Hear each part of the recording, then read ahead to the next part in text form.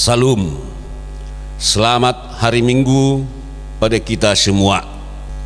Jemaat yang dikasihi Tuhan, hari ini kita telah memasuki minggu ke-14 setelah Trinitatis dengan topik minggu kenikmatan duniawi adalah kesia-siaan. Melalui ibadah kita pada hari ini, kita diingatkan bahwa segala sesuatu yang ada di dunia ini hanyalah sementara saja dan tidak akan dapat menjamin sukacita yang kekal bagi hidup kita. Dengan demikian kita akan berkata, Ya Tuhan Allah, bimbinglah kami melalui Roh Kudus-Mu agar kami tidak tergoda oleh kenikmatan duniawi. bersukacita dan bergembiralah selalu menyembah Allah Tuhan kita. Persiapkanlah hati dan pikiran untuk menerima firman-Nya. Datanglah dengan beria-ria memuji Dia di dalam hati yang taat dan tunduk sujud di hadapan-Nya. Marilah kita memasuki kehadirat-Nya. Kita bernyanyi dari buku Injil nomor 10 ayat 1, 2, dan 5.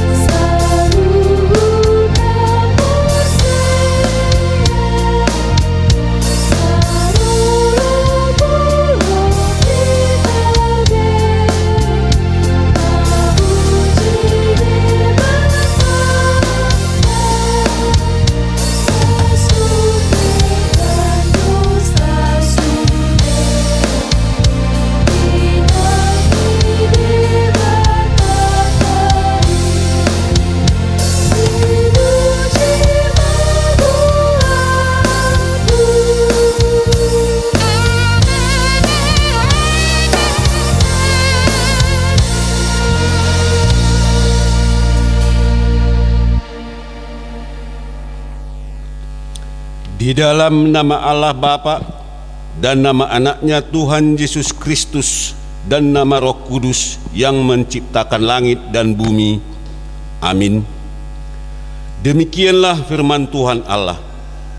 Siapa yang mempersembahkan syukur sebagai korban, ia memuliakan aku. Siapa yang jujur jalannya, keselamatan yang dari Allah akan kuperlihatkan kepadanya. Haleluya. Haleluya.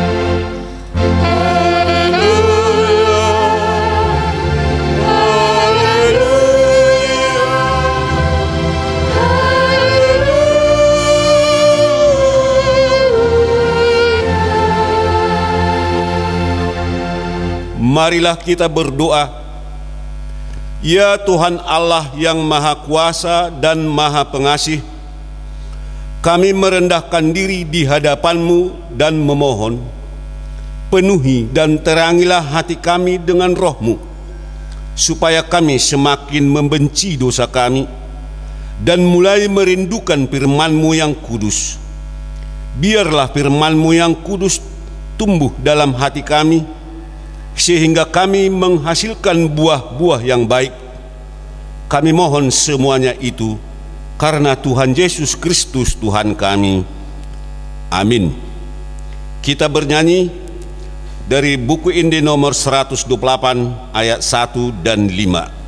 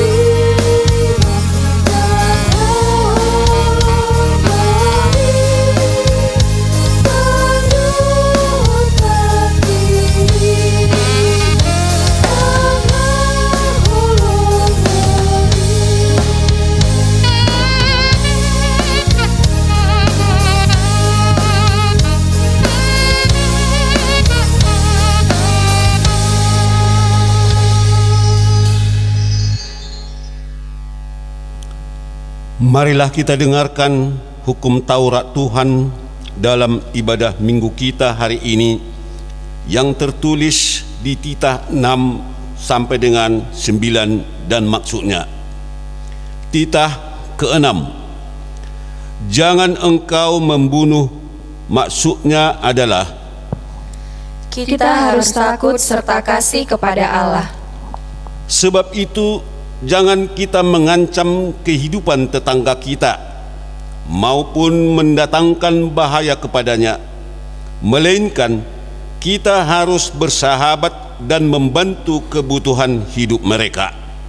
Titah ke-7, jangan engkau berzina, maksudnya adalah kita harus takut serta kasih kepada Allah. Sebab itu kita harus senantiasa hidup suci dan bersih dan bersikap sopan dalam kata dan perbuatan. Orang yang telah berumah tangga harus setia dan saling mencintai. Titah ke-8, jangan engkau mencuri, maksudnya adalah kita harus takut serta kasih kepada Allah. Sebab itu jangan kita mencuri uang atau harta sesama manusia, atau mempergunakan tipu daya menjatuhkan usaha dan niaga sesama manusia untuk kepentingan kita. Kita harus membantu memajukan usaha mereka serta memeliharanya. Titah ke-9, jangan engkau berdusta, Maksudnya adalah kita harus takut serta kasih kepada Allah. sebab itu jangan kita mendustai, mengkhianati, menfitnah, maupun bersaksi palsu, serta merendahkan martabat sesama manusia. Kita harus saling melindungi dan menyatakan hal-hal yang baik saja mengenai sesama manusia apabila belum nyata dan jelas diketahui kesalahannya. Demikianlah hukum Taurat Tuhan bagi kita pada hari Minggu ini. Marilah kita bersama-sama berdoa, memohon kekuatan kepada Tuhan untuk melakukan hukum-Nya. Ya Tuhan Allah, kuatkanlah kami untuk melakukan yang sesuai dengan hukum-Mu. Amin. Kita bernyanyi dari buku Ende nomor 24 ayat 1, 2, dan 6.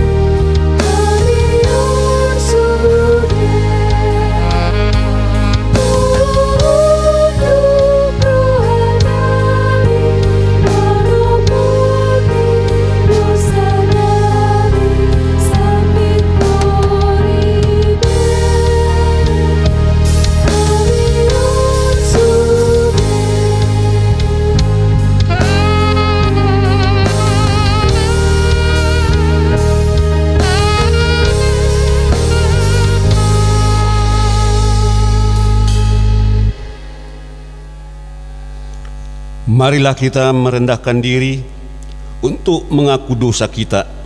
Kita berdoa. Ya Allah Bapa kami yang di surga, Engkau mengampuni dosa kami orang yang hina dan tercela ini di dalam anak kesayangan-Mu. Kasihanilah kami orang yang berduka cita yang berdosa ini. Nyatakanlah di dalam hati dan jiwa kami ini akan keampunan segala dosa dan kesalahan kami. Karuniakanlah Roh Kudus bagi kami untuk memberi kekuatan, keteguhan, dan ketetapan hati, supaya iman kami tidak tergoyahkan. Bimbing dan ajarlah kami, ya Tuhan, agar kami benar-benar dan sungguh-sungguh menyerahkan diri, hati dan jiwa kami kepadamu saja, sebagai korban yang hidup dan kudus oleh sebab anak-Mu Yesus Kristus Tuhan kami. Amin. Marilah kita mendengar janji Tuhan tentang pengampunan dosa kita. Sebab biarpun gunung-gunung beranjak dan bukit-bukit bergoyang, tetapi kasih setiaku tidak akan beranjak daripadamu, dan perjanjian damaiku tidak akan bergoyang. Firman Tuhan yang mengasihani engkau. Kemuliaan bagi Allah di tempat yang maha tinggi. Amin. Kita bernyanyi dari buku Inde nomor 190 ayat 1 dan 2.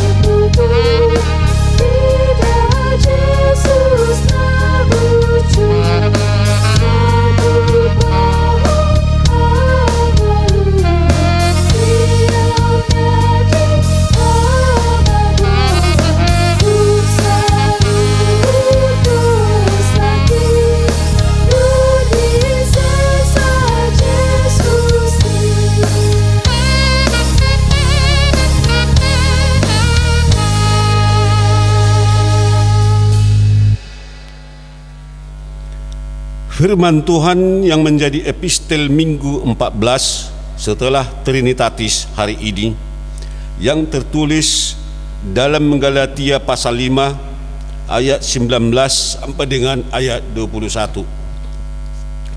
Perbuatan daging telah nyata, yaitu percabulan, kecemaran, hawa nafsu, penyembahan berhala, sihir, perseteruan, perselisihan, iri hati, amarah, kepentingan diri sendiri, percideraan, roh pemecah, kedengkian, kemabukan, pesta pora dan sebagainya.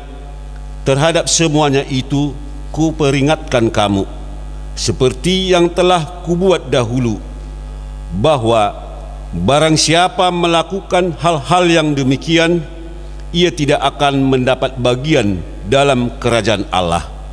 Demikian firman Tuhan. Berbahagialah orang yang mendengar firman Tuhan serta memeliharanya. Amin. Kita bernyanyi dari buku Inde nomor 443 ayat 1 dan 2.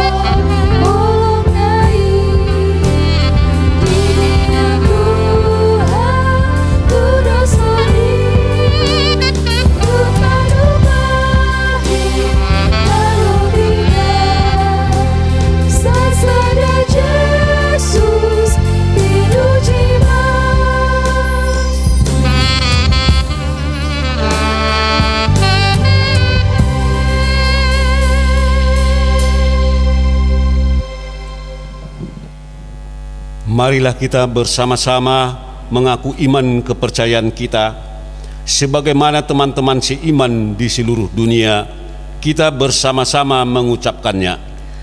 Aku percaya kepada Allah, Bapa yang Maha Kuasa, Khalik langit dan bumi. Aku percaya kepada Yesus Kristus, Anaknya yang tunggal Tuhan kita, yang dikandung daripada Roh Kudus, lahir dari anak darah Maria, yang menderita sengsara di bawah pemerintahan Pontius Pilatus, disalibkan, mati dan dikuburkan, yang turun ke dalam kerajaan maut, pada hari yang ketiga bangkit pula dari antara orang mati, naik ke surga, duduk di sebelah kanan Allah, Bapa yang Maha Kuasa. Dari sana akan datang kelak untuk menghakimi orang yang hidup dan yang mati. Aku percaya kepada Roh Kudus, dan adanya satu gereja yang kudus, persekutuan orang kudus, pengampunan dosa, kebangkitan daging, dan hidup yang kekal. Amin. Kita dengarkan warta jemaat. Warta jemaat pada minggu ini, yaitu minggu ke-14 setelah Trinitatis, yaitu tanggal 13 September 2020. Topik minggu, Siswada do hagiot ni portibion. Kenikmatan duniawi adalah kesia-siaan. Yang pertama, ibadah minggu dan pertanyaan wek. Mencermati kondisi dan situasi pandemi COVID-19 di Kota Medan yang sampai saat ini masih status zona merah. HKBP Perumnas Simalingkar masih tetap melaksanakan ibadah di rumah masing-masing melalui channel YouTube, menunggu situasi kondusif dan aman dalam melaksanakan ibadah. Yang kedua, anak lahir. Hari Jumat tanggal 28 Agustus 2020, Tuhan mengurniakan seorang anak laki-laki pada keluarga Bapak Albert Malvin Simanjuntak, Ibu Ima Tiari Basaria Buru Marpaung dari Jalan Rotan nomor 5 WEK 12. Kiranya Tuhan memberkati. Yang kedua, pada hari Senin tanggal 7 September, Tuhan mengurniakan seorang anak perempuan pada keluarga Bapak Manuel P. Pasaribu, Ibu Junita K. Sianipar, saat ini bertempat tinggal di Jalan Pinus Raya nomor 3. Kiranya Tuhan memberkati. Yang keempat, warta perkawinan, warta kedua. Akan menerima pemberkatan perkawinan Ramli Ganda Putra Siagian SH, putra Bapak B. Siagian, Ibu F. Borusilalahi dari Jalan Galang nomor 32B Lubuk Pakam, anggota Jemaat HKBP Lubuk Pakam, Resort Lubuk Pakam, dengan Elizabeth Rutama Lasmaria Burusinaga SPD MPD, putri Bapak Mangiman TH Sinaga, Ibu Kristina Bertauli Buru Marpaung dari Jalan Kemenyar Raya nomor 86 W8 Perumnas Simalingkar, anggota Jemaat HKBP Simalingkar, Resort Simalingkar. Pemberkatan hari Jumat tanggal 18 September 2020 di HKBP Lubuk Pakam, Resort Lubuk Pakam. Kiranya Tuhan memberkati. Yang kelima, warta perkawinan, warta 1 dan 2. Akan menerima pemberkatan perkawinan Heru Manimbul Hutasoit ST, putra Bapak M Hutasoit ST, Ibu R Borusi Hotang SPD dari Jalan Denai Gang Selamat Tani nomor 8, anggota Jemaat HKBP Resort Khusus Medan 5 Immanuel, dengan Desi Krishna Buru Pardede ST, putri Bapak Timbul Pardede, Ibu Priska Buru Sitorus AM dari Jalan Nilam 2 nomor 17 W10 Perumnas Simalingkar, anggota Jemaat HKBP Simalingkar, Resort Simalingkar. Pemberkatan hari Sabtu tanggal 19 September 2020 di HKRI Teladan, Jalan Pelajar Medan. Kiranya Tuhan memberkati. Yang keenam, anggota jemaat meninggal dunia. Hari Minggu tanggal 6 September 2020 telah meninggal dunia Bapak Situa Oscar Tamba atau Opa Misko Duli, tutup umur 70 tahun 10 bulan, suami dari Ibu Maniur Borugurning dari Jalan Damar Raya nomor 24 W12. Kiranya Tuhan memberikan kekuatan dan penghiburan bagi seluruh keluarga yang berduka cita. Ketujuh, himbauan kepada anggota jemaat HKBP Simalingkar diharapkan dapat melaksanakan ibadah minggu dan kebaktian keluarga setiap hari Selasa dan Rabu di rumah masing-masing. Kepada anggota jemaat HKBP Perumna Simalingkar yang melaksanakan ibadah minggu dan kebaktian keluarga dihimbau agar dapat menyerahkan persembahan kebaktian kepada Sintuawek masing-masing.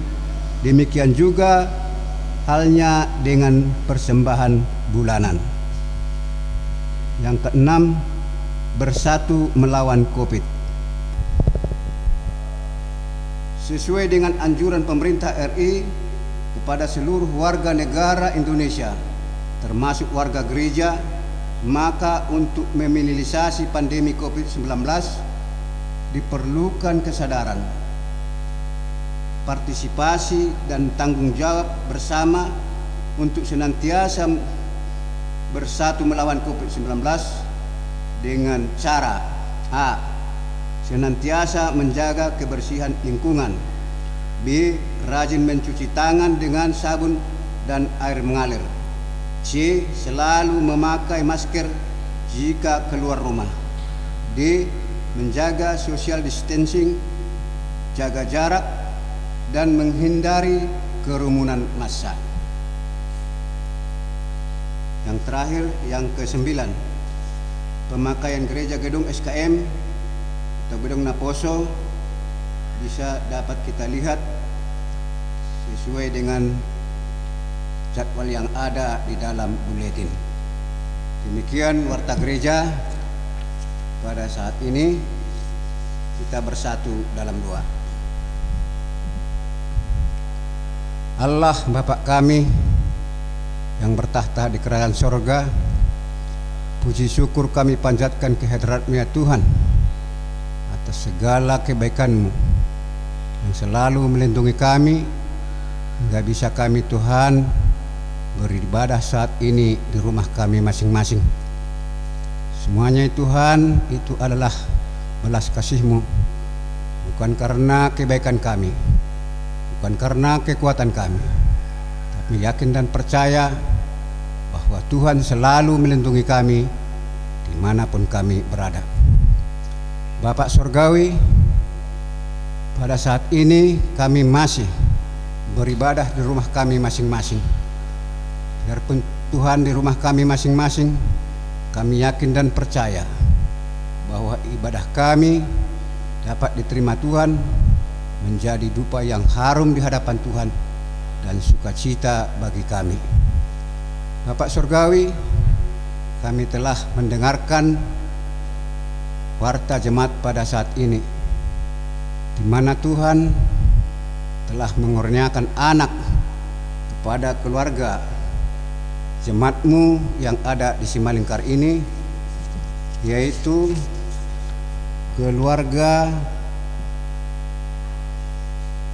Bapak Albert Malvin Simanjuntak dan Ibu Imma Tiara Basaria Borumar Paung, dan juga keluarga Manuel P. Pasaribu dan Ibu Junita K. Sianipar.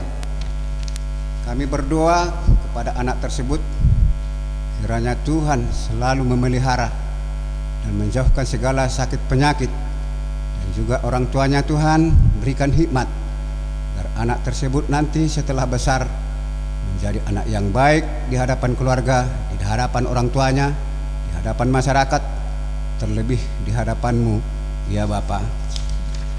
Demikian juga Tuhan, kami berdoa untuk jemaat baru daftar ulang, yaitu keluarga Bapak Romasta CH Simanjuntak, Ibu Apronika Simamora. Tuhan, kami berdoa untuk mereka, buatlah mereka menjadi jemaat yang baik, jemaat yang rajin untuk mengikuti segala kegiatan yang ada di gerejamu ini, agar Tuhan selalu tetap menjadi terpuji namamu di dalam keluarga mereka dan sukacita untuk mereka. Demikian juga Tuhan, warta perkawinan, yaitu Ramli Ganda Putra Siagian SH dan juga Elizabeth Ruth Lasmaria Burusinaga, dan juga Heru Manimbul Hutasoit ST, dan dengan Desi Krishna Buru Pardedi. Kami berdoa untuk mereka Tuhan. Mereka akan menerima pemberkatan pernikahan. Buatlah mereka Tuhan menjadi keluarga yang baik, keluarga yang teladan dimanapun mereka berada, agar namamu selalu tetap dipermuliakan di dalam keluarga mereka. Demikian juga Tuhan, kebutuhan untuk pernikahan itu Tuhan cukupkan, agar mereka menjadi bersukacita dan selalu memuji nama Tuhan. Bapa yang surgawi, demikian juga kami berdoa untuk keluarga jemaat yang telah meninggal dunia, yaitu keluarga Bapak Sintua Oscar Tamba yang telah berpisah dengan keluarga. Kami yakin dan percaya bahwa Tuhan akan menghibur mereka, memberikan kekuatan bagi keluarga agar mereka dapat menerima perpisahan secara daging, dan juga Tuhan akan melindungi mereka dan menjauhkan duka cita dari tengah-tengah mereka. Bapak surgawi, demikian juga Tuhan, pada sebentar lagi hamba-Mu akan menyampaikan sabda-Mu. Berikanlah hikmat, berikan kekuatan agar sabda-Mu bisa disampaikan dengan hikmat dan bisa menjadi pedoman bagi hidup kami di setiap kami masing-masing. Bisa kami lakukan seturut dengan kehendak Tuhan. Bapak surgawi, kami adalah orang berdosa. Kiranya Tuhan menghapuskan segala dosa pelanggaran kami, agar kami layak menjadi anak-anak-Mu ya Tuhan. Kami berdoa hanya dalam nama anak-Mu, Yesus Kristus Tuhan Juru Selamat kami yang hidup. Dan kami mengucap syukur. Amin. Kita bernyanyi dari buku Inde nomor 435 ayat 1 dan 2 sambil mengumpulkan persembahan 1.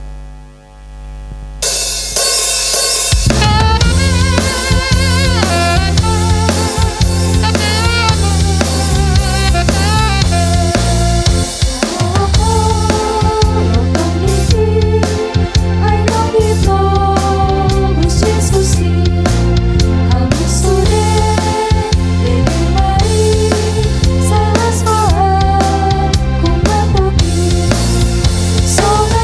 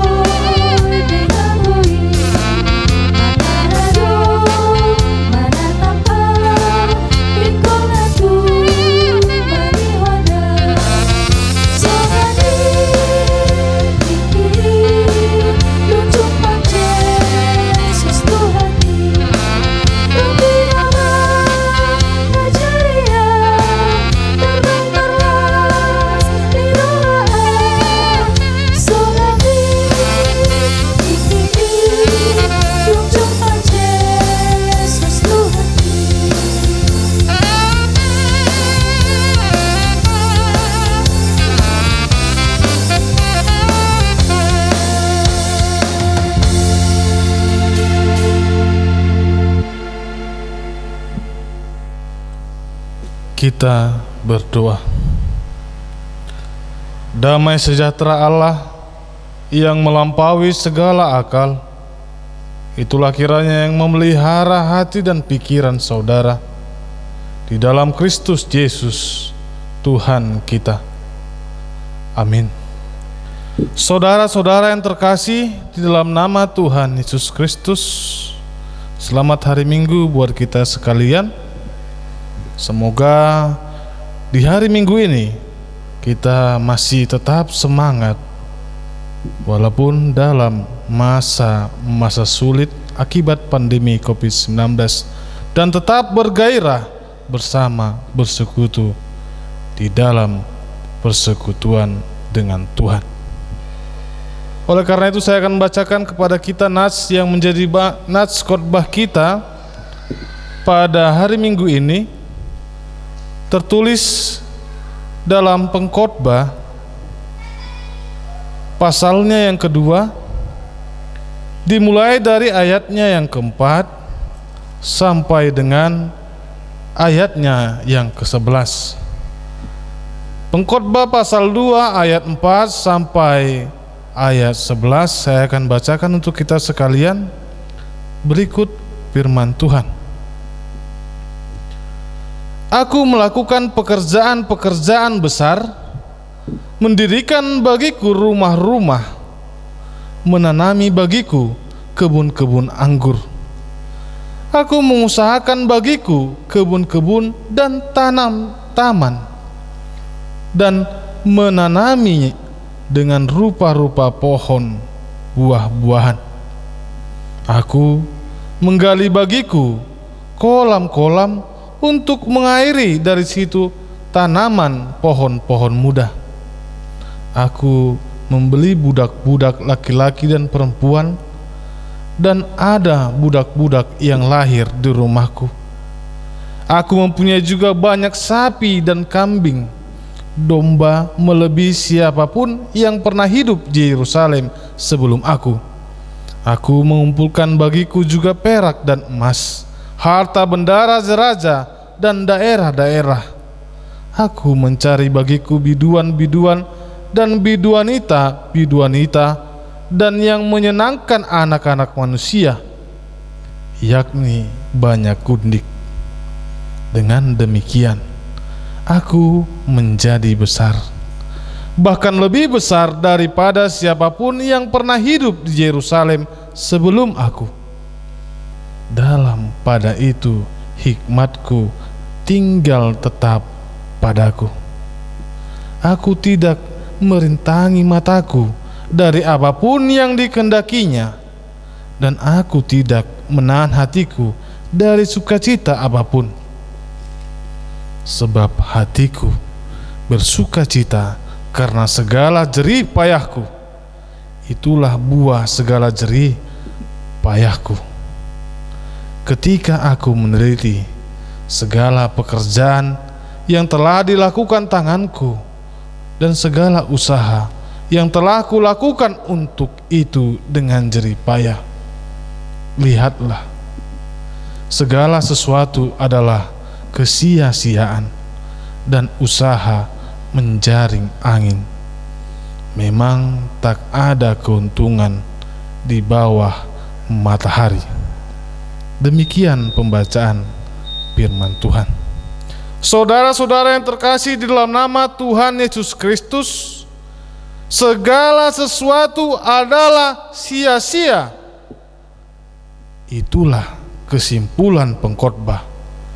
Setelah ia mengeksploitasi berbagai cara yang ditempuh manusia untuk memuaskan hatinya dan menemukan makna kehidupan di dunia ini, perkataan pengkhotbah itu terdapat pada awal dan akhir kitab pengkhotbah ini, yaitu pada pasalnya yang pertama ayat yang kedua dan pasalnya yang ke-12 ayatnya yang ke-8. Selain itu dalam kitab ini kata sia-sia dan kesia-siaan muncul berulang kali. Karena itu menunjukkan maksud utama penulisan kitab ini, di mana pengkhotbah hendak menekankan kesementaraan dan ketidakberartian segala sesuatu yang ada di dunia ini.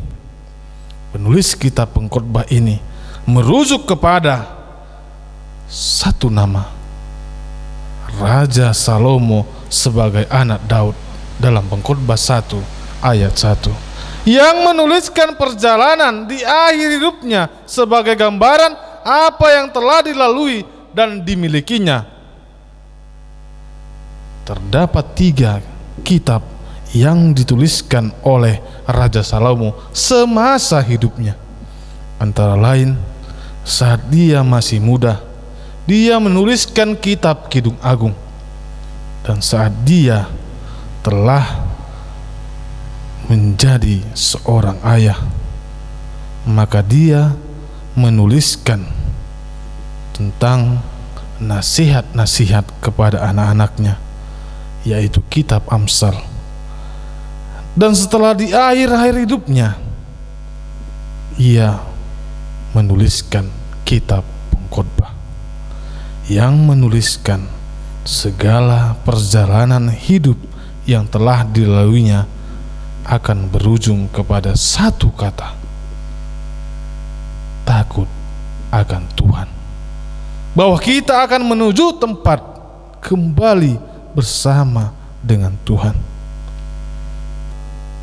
Oleh karena itu, dimulai dari permulaan Raja Salomo, dari pemilihan sebagai raja dan memiliki hikmat dan pengertian yang dari Allah. Allah berbicara kepada Salomo dan berkata, "Mintalah apa yang hendak kuberikan kepadamu."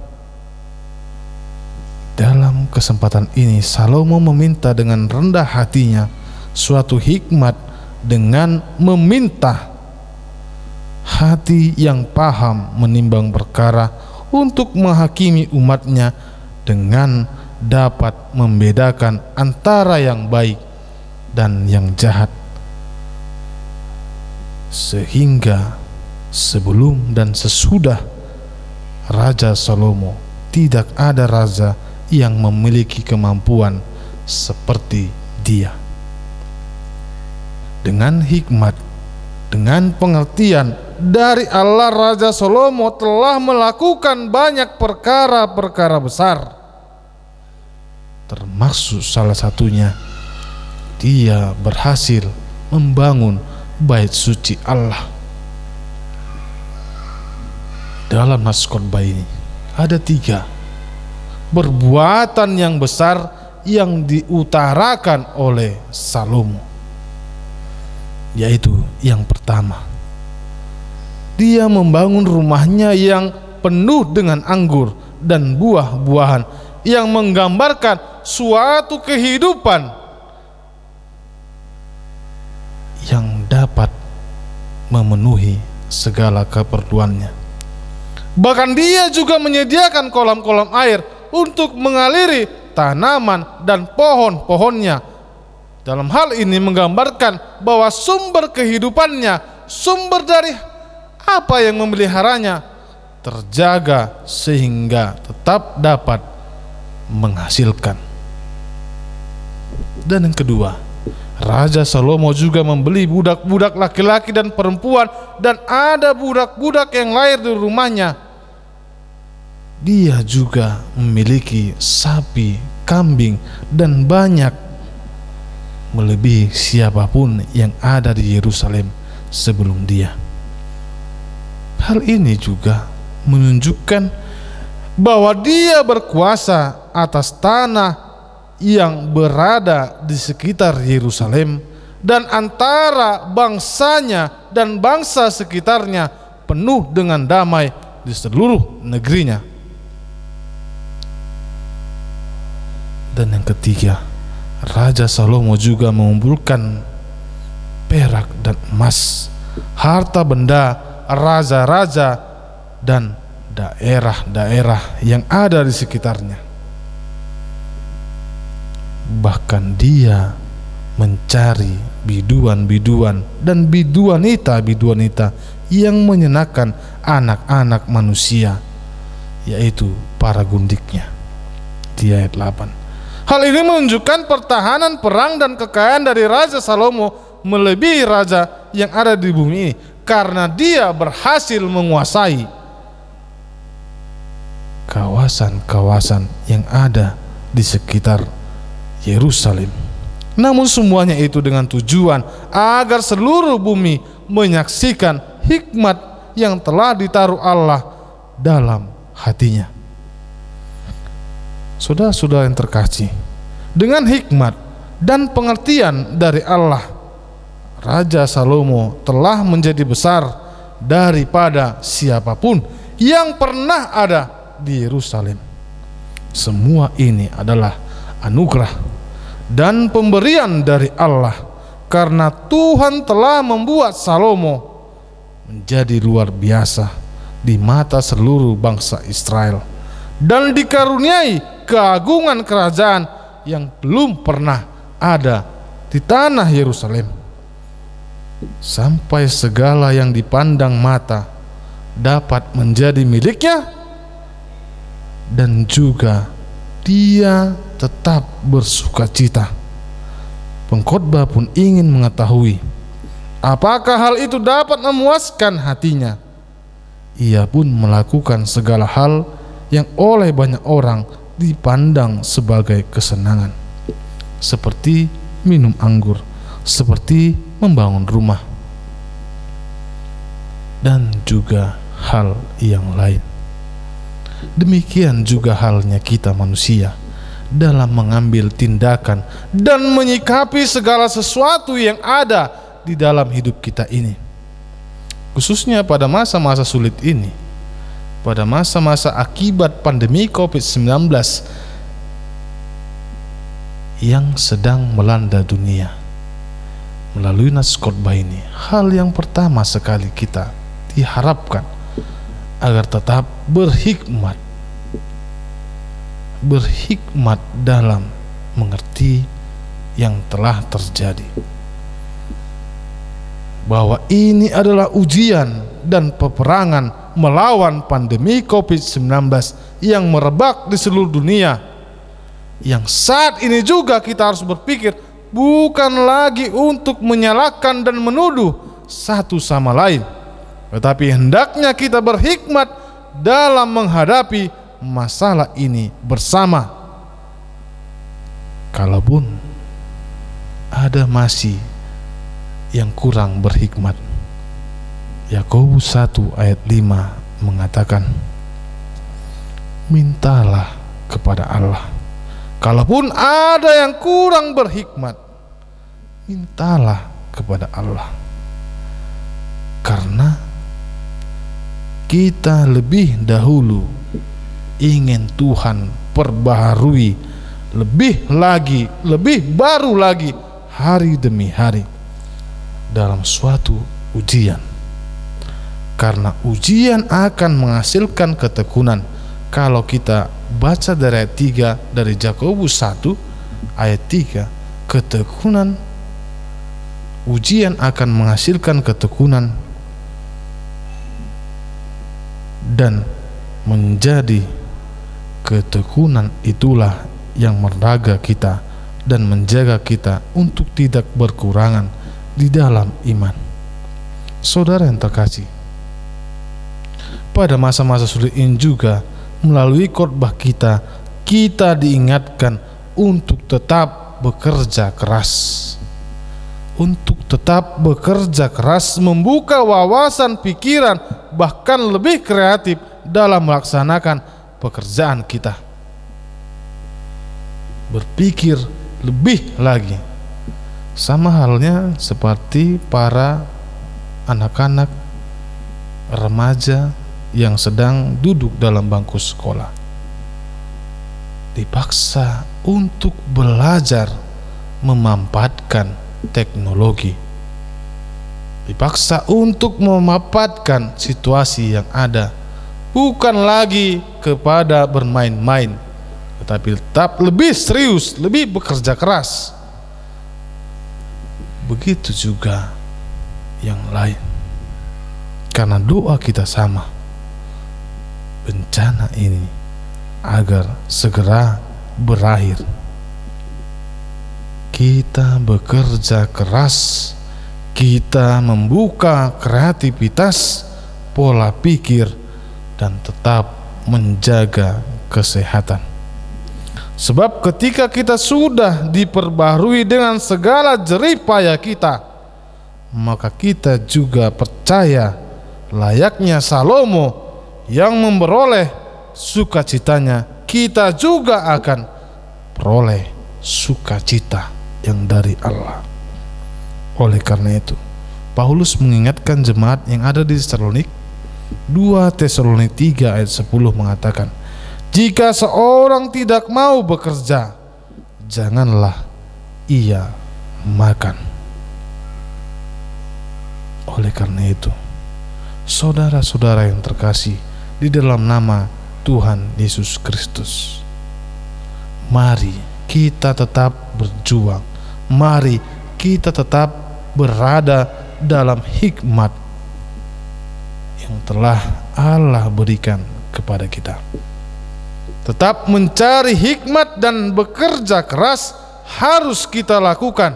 Akan tetapi kita harus menyadari bahwa semua itu tak akan memberikan kepuasan sejati kepada kita bila kita berusaha mencari kepuasan dan makna hidup dengan mengejar hikmat dan pekerjaan hanya sebatas pikiran.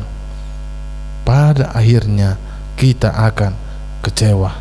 Ada banyak cara lain yang ditempuh manusia untuk menemukan kepuasan dan makna hidupnya. Namun setelah pengkhotbah mengamati dan mencobanya sendiri, ternyata tak ada satupun cara yang berhasil. Itulah sebabnya ia berkesimpulan bahwa segala sesuatu hanyalah kesia-siaan belaka. Namun tunggu, benarkah segala sesuatu secara mutlak adalah kesia-siaan belaka? Benarkah sama sekali tidak ada harapan bagi kita untuk menemukan makna hidup dan memperoleh kepuasan sejati?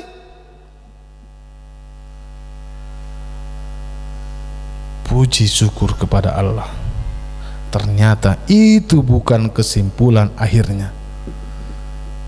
Ada sebuah kunci yang dapat mengubah segala kesia-siaan itu menjadi bermakna.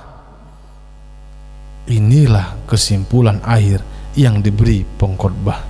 Akhir kata dari segala yang didengarnya ialah takut akan Allah dan berpeganglah pada perintah-perintahnya, karena ini adalah kewajiban setiap orang, karena Allah akan membawa setiap perbuatan ke pengadilan yang berlaku atas segala sesuatu yang tersembunyi, entah itu baik, entah itu jahat.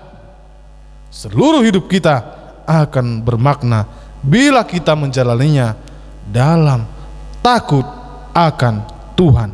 Segala sesuatu pun akan lebih bermakna bila dikerjakan dan dipergunakan dalam ketundukan kepada Allah. Mengapa? Karena itulah ketetapan Allah bagi setiap orang. Selain itu, kelak Allah akan menuntut pertanggungjawaban kita.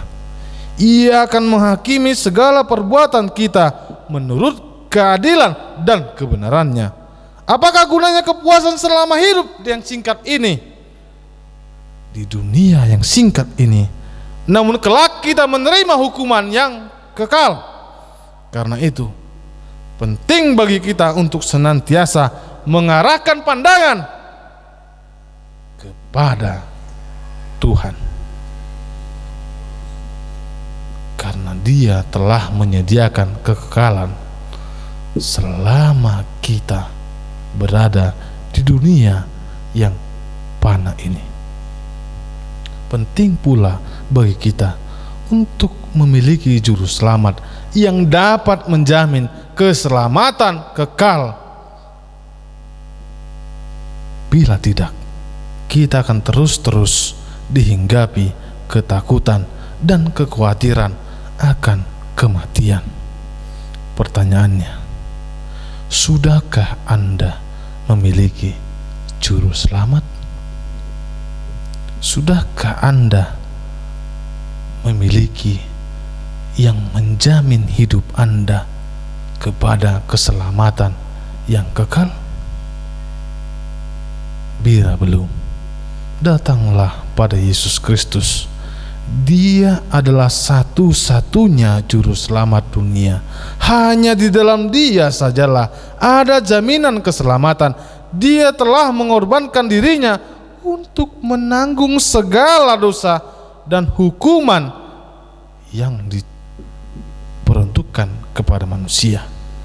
Karena itu, tak ada lagi hukuman bagi setiap orang yang percaya kepadanya, dan keselamatan tidak ada di dalam siapapun selain di dalam nama Yesus Kristus. Sebab di bawah kolong langit ini tidak ada nama lain yang diberikan kepada manusia yang olehnya kita dapat diselamatkan. Kisah Para Rasul 4 ayat 12. Demikian pula Kristus hanya satu kali saja mengorbankan dirinya untuk menanggung dosa banyak orang. Sesudah itu Ia akan menyatakan dirinya sekali lagi tanpa menanggung dosa untuk menganugerahkan keselamatan kepada mereka yang menantikan Dia. Demikianlah sekarang tidak ada penghukuman bagi mereka yang ada di dalam Kristus. Akhirnya, hanya di dalam Kristus saja ada kepuasan dan damai sejahtera yang sejati. Hanya di dalam Dia saja ada kehidupan yang bermakna. Dialah satu-satunya jawaban dari segala kesia-siaan hidup kita. Karena itu, marilah kita menyerahkan seluruh hidup kita kepadanya dan menjadikan Dia pusat dari segala seluruh kehidupan kita. Dan biarlah namanya dipermuliakan selama-lamanya. Amin. Kita berdoa.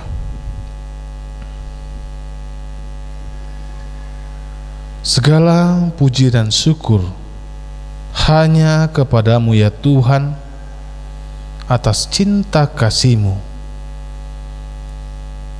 atas pengorbananmu dan anugerah yang telah Engkau berikan kepada kami.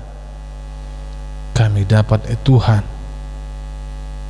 bersekutu kembali bersama-Mu, baik itu ya Tuhan di tengah-tengah rumah kami masing-masing, baik itu ya Tuhan di dalam setiap aktivitas kami. Oleh karena itu ya Bapa, kami hadir ke hadirat-Mu, menyembah nama-Mu dan menguduskan nama-Mu, agar kiranya Engkaulah yang menyertai perjalanan kehidupan kami, agar kami tidak hidup seturut dengan keinginan kami yang hanya kepada kesia-siaan. Bantu kami Bapa mewujudkan semua yang Engkau kehendaki di dalam kehidupan kami. Begitu juga ya Tuhan Allah kami, dalam masa-masa sulit ini Tuhan, akibat pandemi COVID-19, bahkan kami sudah ya Tuhan merasa ketakutan. Tetapi kami yakin ya Bapa, bahwa Engkau akan selalu menyertai kami dan melindungi kami, mengingatkan kami agar tetap setia dalam panggilan-Mu, dalam persekutuan bersama dengan Engkau dimanapun kami berada. Ajar kami ya Tuhan tidak seturut dengan keinginan dunia ini, khususnya jemaat-Mu yang ada di HKBP Perumnas Simalingkar. Dimanapun jemaat-Mu berada. Lindungi serta berkati, agar dalam setiap aktivitasnya ya Tuhan, mereka terjaga dari para mara bahaya. Berkati juga setiap pelayanan gereja-Mu ya Tuhan, agar tetap membawa kemuliaan dalam nama-Mu. Berkati setiap majelis, pendeta, Bible Pro, dan juga diakones Tuhan, agar tetap di dalam naungan-Mu melayani dan menguduskan nama-Mu. Berkati anak-anak-Mu yang harus menempuh pendidikan dengan pola-pola baru. Ajari mereka Tuhan, agar tetap setia dan terus bekerja keras mengembangkan dirinya, agar tetap bisa menghadapi tantangan zaman ke depan. Oleh karena itu Tuhan, kami serahkan hidup kami hanya ke dalam tangan-Mu. Di dalam nama anak-Mu Tuhan Yesus Kristus, kami berdoa dan mengucap syukur. Amin. Kembali kita puji Tuhan, kita bernyanyi dari buku ND nomor 476 ayat 1, ayat 2 dan ayat 4 sambil mengumpulkan persembahan yang kedua.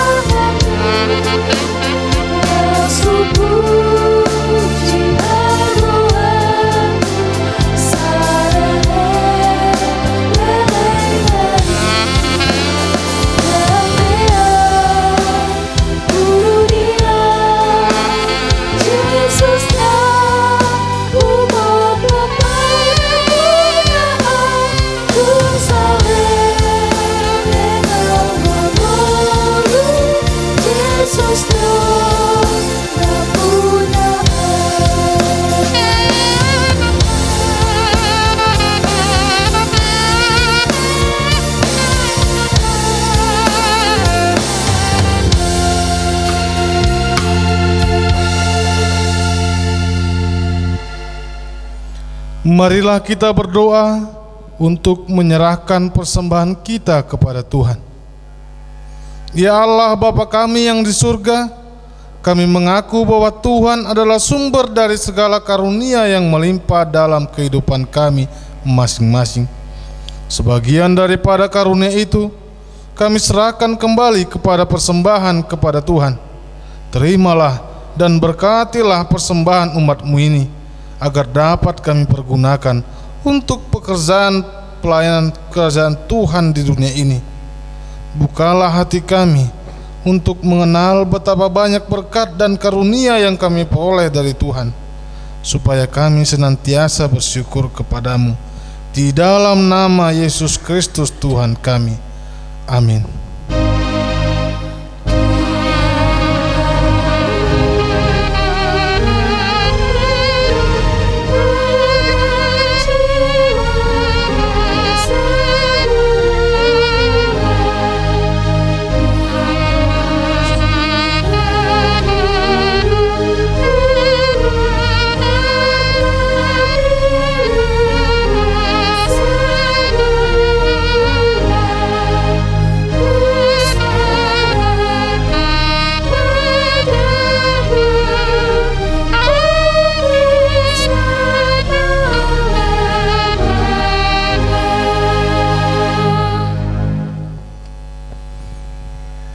Bapa kami yang di surga, dikuduskanlah namamu, datanglah kerajaan-Mu, jadilah kehendak-Mu di bumi seperti di surga.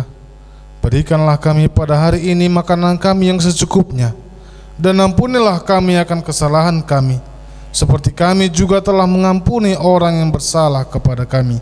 Dan janganlah membawa kami ke dalam pencobaan, tetapi lepaskanlah kami daripada yang jahat.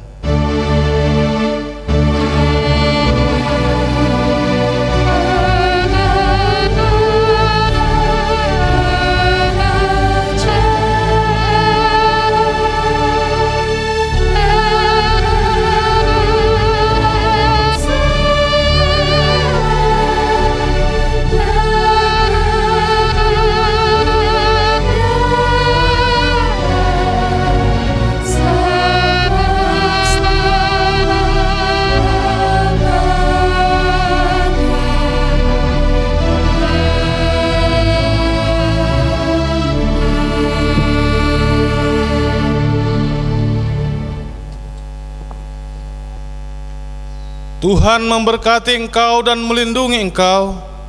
Tuhan menyinari engkau dengan wajah-Nya dan memberi engkau kasih karunia. Tuhan menghadapkan wajah-Nya kepadamu dan memberi engkau damai sejahtera. Amin.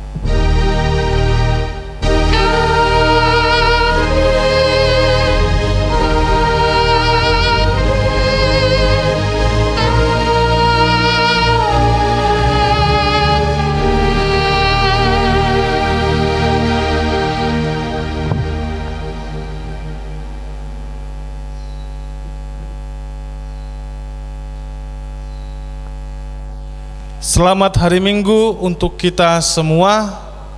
Shalom.